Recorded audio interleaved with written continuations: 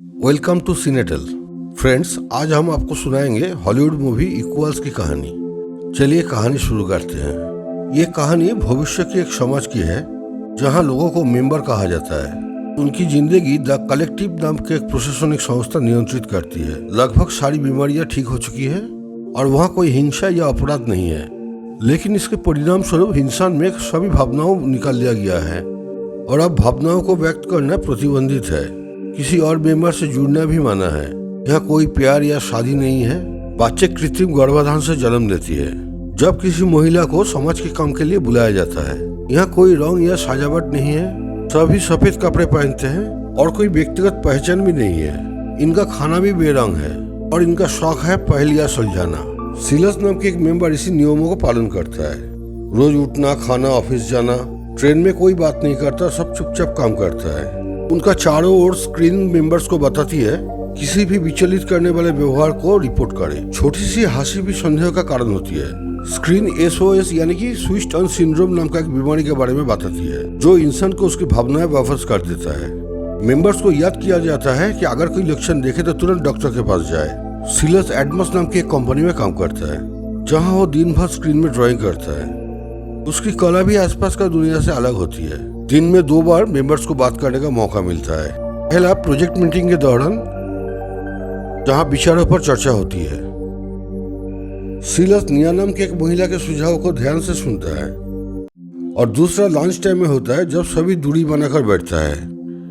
उनकी बातचीत भी ज्यादा रोमांचक नहीं होती, जैसे सहकर्मी की कंसेप्शन, ऐसे मामूली विचारों में बात होती है। दिन के अंत में सिलस घर लौटता है और देखता है कि ऑफिसर से बीमार दंपति को ले जा रहा है। उसके बाद सिलस अपने रेगुलर रूटीन को मेंटेन करते हैं, जैसे खाना, पजल सॉल्व करना और सो जाना। अगले दिनों खबर में देखता है उस बीमार दंपति को डिफेक्टिव इमोशनल न्यूरोपैथी यानी कि DEN फैसिलिटी में भेजा जाएगा। मेंबर्स को फिर से याद दिलाया जाता है कि किसी का भी SOS का लक्षण देखे तो तुरंत रिपोर्ट करे। काम पर एक मेंबर एक दिन छत से कूद कर अपना जान दे देता है। ये इस समाज में अक्सर होता है। बाकी मेंबर्स खिड़की से देखता है लेकिन कोई परेशान नहीं होता, सिवाय सिलस के, जो देखता है निया भी थोड़ा हरकत की, लेकिन वो उसे अपना अंदर रखता है। बाद में सभी एक मीटिंग में इकट्ठा होते हैं। जब सभी का नजर स्क्रीन पर था, सिलस केवल निया को दिख रहा था। वो यही देखना चाहता था कि निया बीमार है कि नहीं। इतने लंबे समय एक खूबसूरत लड़की को देखने के बाद उसके अंदर एक बदल आता है। सिलस घर में ठीक से डिनर भी नहीं कर पाया क्योंकि वो निया के बारे में सोच रहा था। अगले दिन एक और मीटिंग के दौरान सिलस काफी देर तक बेजान बैठा रहता है। इसके लिए उसको डांटा जाता है। उस रात वो एक सपना देखता है कि वो एक छत पर खड़े हैं, पर वो जब गिरने ही वाला है तो वो जग जाता है। ये पहली बार है कि वो सपना देखा, इसलिए वो इतना उलझन में है कि वो दीवार में हाथ मार देता है। अगले सुबह वो अपने माथे पर चोट दिखता है और 700 के में जाता है। वहाँ एक महिला SOS का वीडियो देखकर रो रही थी। जोनास नाम का एक व्यक्ति उसे पूछता है कि वो कौन सा स्टेज में है, लेकिन वो उत्तर नहीं देता। फिर जोनास कहता है कि वो स्टेज 2 पर है। सिलस डॉक्टर के पास जाता है और अपने बुरे सपने के बारे में बताता है। डॉक्टर ने बोला कि वो स्टेज 1 SOS में पीड़ित है। सिलस डरता है, सोचता है कि उसको DEN में भेजा जाएगा, लेकिन डॉक्टर ने उसे आश्वस्त करता है कि इसके लिए दवा बन चुका है। घर आके सिलस अपना कंप्यूटर में अपना प्रोफाइल चेक करता है, देखता है कि उसमें लिखा है कि वो स्टेज 1 SOS का मरीज है। काम पर कोई सिलस से पूछता है कि उसका माथे की चोट कैसे लगी, तो वो झूठ बोल देता है। उसका सहकर्मी संदेह करता है, लेकिन सिलस चौंक जाता है जब देखता है निया आके उसको सपोर्ट करता है। दोपहर में लंच के टाइम में एक मधुमक्खी निया का टेबल पर बैठता है। निया उसको ग्लास में पकड़कर छोड़ देता है। सिलस उसकी तरफ देखता रहता है। काम के बाद सिलस चश्मा और दवा लेने के लिए स्वास्थ्य केंद्र में जाता है। घर आने के बाद वो SOS के लिए बनाए गए एक वीडियो देखता है। जिस जीन में भावनाओं को दवा दिया था वो अभी काम नहीं कर रहा है। केवल दवाओं से लक्षणों को धीमा किया जा सकता है। अगले दिन ऑफिस में सिलस नए भावनाओं में इतना विचलित हो जाता कि काम नहीं कर पाता। वो ध्यान खो देता है, कभी कभी उदास हो जाता है। ज्यादा लाइट में भी उसको असुविधा होने लगा। उसका अपना काम भी खराब होने लगता है। एक दिन टॉयलेट में निया के साथ उसका कुछ ऑकवर्ड बातचीत भी होती है। उसके बाद साइल्स निया का पीछा करने लगता है जब तक कि वो अपनी फ्लैट में चली नहीं जाती। साइल्स अपनी दवा लेना भी बंद कर देता है। अगले दिन साइल्स जानबूझकर अपना सहकर्मी का काम बदल देता है ताकि निया उसका काम देख सके। निया कुछ अजीब सा नोटिस करती है, लेकिन फिर भी उसका मदद करती है। कुछ चीजें सुपीरियर का भी नजर में आती है, लेकिन निया अच्छा फीडबैक देती है। लेकिन साइल्स उसकी बातों पर नहीं, उसके चेहरे पर ध्यान दे रहा था।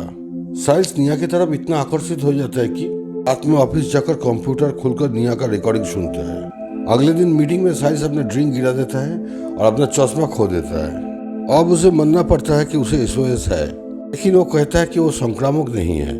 सब लोग उसे अलग करने का फैसला करता है। निया भी इसके साथ सहमत होता है तो साइल्स को बुरा लगता है। साइल्स दूर बैठकर काम करने लगता है। काम के बाद वो फिर निया का पीछा करता है।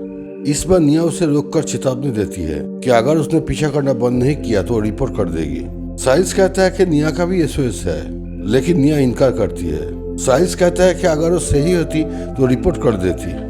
निया बिना कुछ बोले चली जाती है। अगले दिन दोनों ऐसा बर्ताव करता है कि कुछ हुआ ही नहीं। निया साइल्स से दूर रहने की कोशिश करती है, लेकिन साइल्स उसके हाथों की हरकतों से समझ जाता है कि वो बीमार है। ऑफिस में अकेले होते हुए निया बाथरूम में छुप जाती है। साइल्स उसका पीछा करता है। दोनों एक ही कमरे में खड़े होते हैं। दोनों ये समझने का कोशिश कर रहे हैं कि वो क्या महसूस कर रहा है। थोड़ी झिझक के बाद साइल्स उसका हाथ और चेहरा छूता है। आखिरकार निया उसे गले लगा लेती है और वे अपने जीवन में पहली बार एक दूसरे का गले लगते हैं। निया मानती है कि वो 1 साल से बीमार है। वो डरती है और साइल्स से कहती है कि दोनों एक साथ नहीं रह सकते। साइल्स सहमत हो जाता है, लेकिन निया उसको जाने के वक्त चूम लेती है। अगले दिन निया साइल्स के बारे में सोचती रहती है। भले ही उसने दूरी बनाने की कोशिश कर रही थी। साइल्स निया को फिर से बाथरूम में ढूंढता है और वो लोग फिर से मिलते हैं। उनका ये पल फिर टूट जाता है जब कोई बाथरूम में आता है।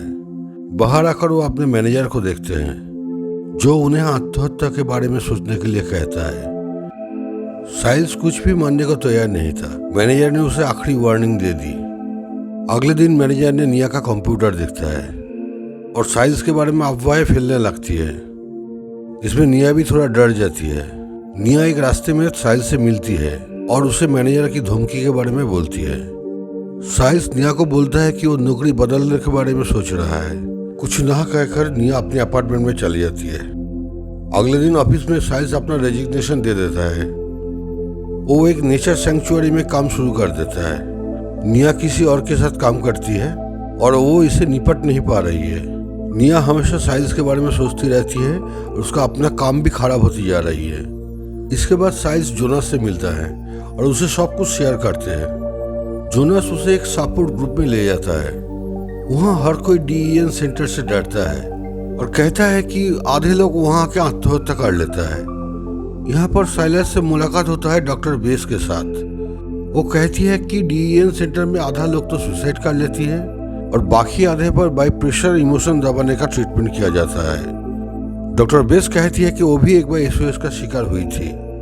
साइल्स घर लौटता है तो देखता है निया उसका इंतजार कर रही है। वो उसे शांत करने की कोशिश करता है। साथ रहने के बाद दोनों प्यार के बारे में चर्चा करते हैं और कभी अलग ना होने का कसम खाता है।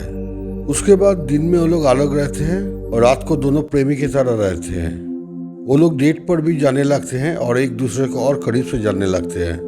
रात में डिनर के बाद शावर के नीचे दोनों का जिंदगी बहुत सुंदर गुजरने लगती है। जल्दी ही निया का मूड ठीक हो जाते हैं और वो जल्दी काम में लौट आती है। कभी कभी सड़क पर चलते समय वो एक दूसरे के हाथों को छू लेते हैं। एक दिन एक ऑफिसर्स का टीम आती है और बताते हैं कि कलेक्टिव ने SOS का इलाज ढूंढ लिया है। साइल्स और निया फैसला करते हैं कि वो दोनों में से कोई भी ये इलाज को नहीं लेगा। साइल्स निया को सपोर्ट ग्रुप में ले जाता है और बोलता है कि वो दोनों भागने का प्लान कर रहा है, लेकिन डॉक्टर बेस एक आदमी के बारे में बोलते हैं जो भागने का कोशिश करके मर गया था। जोनास उसके प्यार का सम्मान करते हैं और मदद का वादा करते हैं। वो 3 दिन बाद भागने का इंतजाम करते हैं। अगले दिन निया ऑफिस पहुंचती है और एक बुरी खबर सुनती है। वो सिलास को आके बताती है कि उसका कंसेप्शन ड्यूटी में दिया गया है। इसका मतलब वो भाग नहीं पाएगी क्योंकि उसको ट्रेन में उठने नहीं दिया जाएगा। सिलास उसको सलाह देती है कि वो डॉक्टर से जाके मिले, क्योंकि अगर SOS पकड़ा गया तो अजय को घोषित हो जाएगी। अगले दिन डॉक्टर निया को एग्जामिन करता है और चौंक जाती है कि वो गर्भवती है। नॉर्मल गर्भवती होना इस समाज में सबसे बड़ा अपराध में से एक है। इस बीच साइल्स इंतजार करता है और निया नहीं आती है। वो चिंतित हो जाते हैं। वो हेल्थ सेंटर में जाते हैं और देखते हैं कि निया को DEN सेंटर में ले जा रहा है। वहाँ निया को कैद कर लिया जाता है और अपराधियों की तरह ट्रीट किया जाता है। डॉक्टर बेस को सब पता चलता है। साइल्स जोनास से मदद मांगता है। जोनास उसे आश्वस्त करता है कि डॉक्टर बेस पहले से काम कर रही है। अगले दिन डॉक्टर बेस अपने डॉक्टर होने का प्रिविलेज इस्तेमाल करते हुए निया को निकाल लेती है। डॉक्टर बेस एक मृत महिला के साथ निया का शरीर बदलने का योजना करती है। और निया का शरीर में एक नया चिप लगा देती है। निया डॉक्टर बेस को धन्यवाद देके वहां से भाग जाती है। फिर वो चिप के मदद से स्टेशन का गेट पार कर लेती है। जोनास का टीम भी भागने का कोशिश करते हैं लेकिन पकड़े जाते हैं। इधर साइल्स को कुछ खबर मिलता है और निया का खबर लेने के लिए वो DEN सेंटर में जाते हैं, लेकिन वहां गार्ड उसे बताता है कि निया मर चुकी है। साइल्स इतना दुखी हो जाता है कि वो बिल्डिंग का छत पर उठ के कूदने का कोशिश करते हैं, लेकिन काफी सोच विचार के बाद वो अपना फैसला बदल देता है। उसी वक्त निया साइल्स के अपार्टमेंट में आके उसका इंतजार करती है, लेकिन जब साइल्स घर नहीं लौटा निया सेंचुरी में चले जाते हैं उसे मिलने के लिए। वहां भी साइल्स नहीं था। निया फिर उसके अपार्टमेंट में लौट आती है। आखिरकार साइल्स लौट आते हैं और निया दौड़कर उसे गले लगा लेती है, लेकिन साइल्स कोई प्रतिक्रिया नहीं देता। निया देखती है कि साइल्स ऐसे उसका इलाज वाली दवाई ले ली है और अब उसका भावनाएं सिर्फ 5 घंटे तक रहेगी। निया उसे दवाई का असर रुकने के लिए हिम्मत देती है और दोनों भागने का फैसला करती है। सुबह निया अकेली उठती है। साइल्स पहले से ही तैयार होकर खड़े हैं और कहता है कि उसे उसका प्यार का तो याद है लेकिन कुछ फीलिंग्स नहीं है। लेकिन निया हार मानने के लिए तैयार नहीं।